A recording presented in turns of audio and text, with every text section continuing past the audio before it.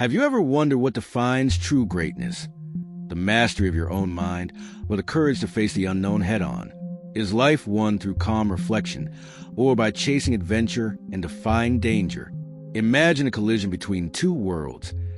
Ancient wisdom against fearless exploration, reason against instinct.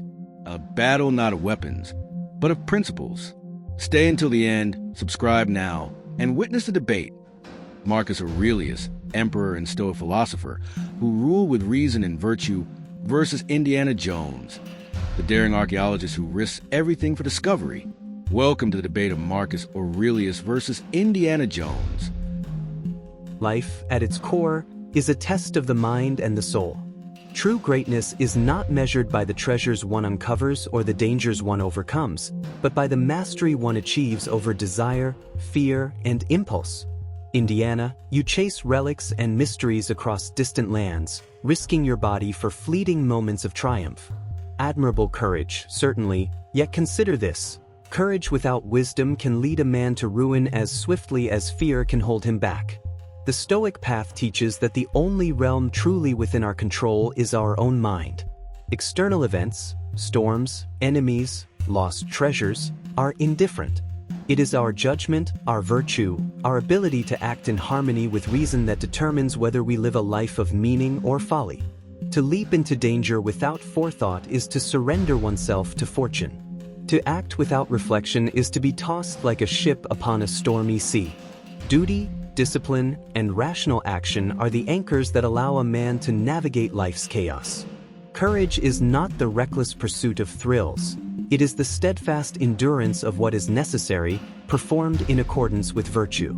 The Stoic does not shrink from challenge but does not allow passion or impulse to dictate action. Serenity is not weakness. It is the shield that preserves clarity amidst uncertainty. By mastering oneself, one masters destiny. And yet, it is not enough to endure. A life well lived contributes to the world and leaves a legacy of reason, justice, and moral integrity. External adventures are transient. The relics you seek, Indiana, may inspire awe for a moment, but they cannot teach wisdom, temperance, or the art of living well. The mind that governs itself can achieve what no expedition can: tranquility, purpose, and resilience against the vicissitudes of fate.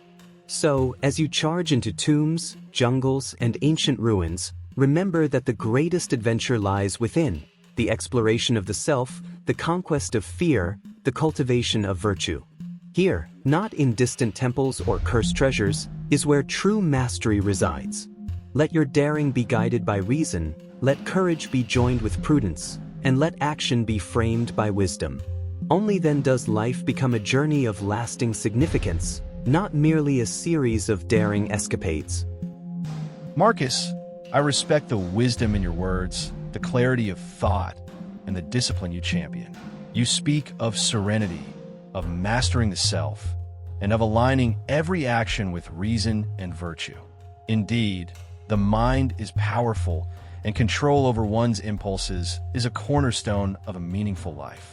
Yet, I must remind us that life is not lived in abstract reflection alone. It is lived in the field, in the moment, in the face of danger, and in the pursuit of what others say is impossible. Adventure teaches lessons that no quiet meditation can. Courage, quick thinking, and resilience under pressure are forged in action, not in contemplation.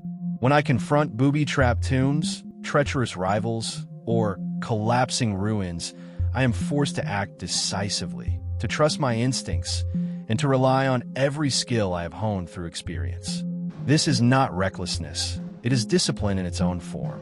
It is the courage to face the unknown, to embrace uncertainty, and to pursue goals greater than myself. You speak of fate and indifference of external events, but how can one live fully if one refuses to meet the world head-on? The dangers I encounter are real, the consequences immediate. I cannot remain serene while the world moves around me. I must act, for hesitation can cost lives, opportunities, and truth itself. The treasures I seek, the ancient knowledge I uncover, these are more than relics. They're symbols of human curiosity, ambition, and resilience. They represent the courage to explore the unknown, to challenge limits, and to write one's own story against the backdrop of fate. And yes, I make mistakes. I have stumbled, been trapped, and lost more than I can count. But each failure teaches me what no philosophy can fully impart: the value of persistence, the necessity of improvisation, and the wisdom of experience. Virtue may guide the mind, but action tests the heart. Serenity may protect the soul, but courage tests character. To live is to act, and to act is to engage with the world's chaos, to transform risk into knowledge, and fear into accomplishment. Marcus, you advocate mastery of the self as the path to greatness. I do not oppose this, but I ask, what is mastery without action? What is virtue without testing it in the world? My journey is not only outward, it is inward too.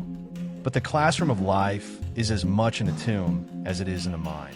The greatest wisdom emerges when knowledge meets experience, when discipline is paired with daring, and when fear is met with courage. I am Indiana Jones, and I believe that to truly live, one must step into the unknown, confront danger, and seize the opportunities that fate provides. Thought guides action, yes, but action defines life. Your courage is undeniable, and your exploits are worthy of admiration.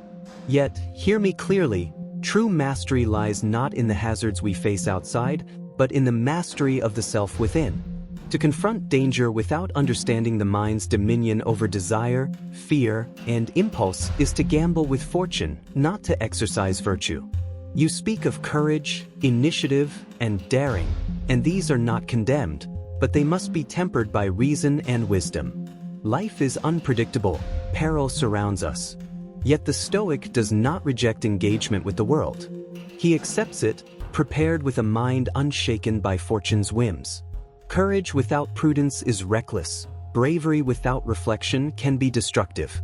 The tombs you explore, the traps you navigate, the enemies you face, all are transient. They are indifferent in the larger scheme of life.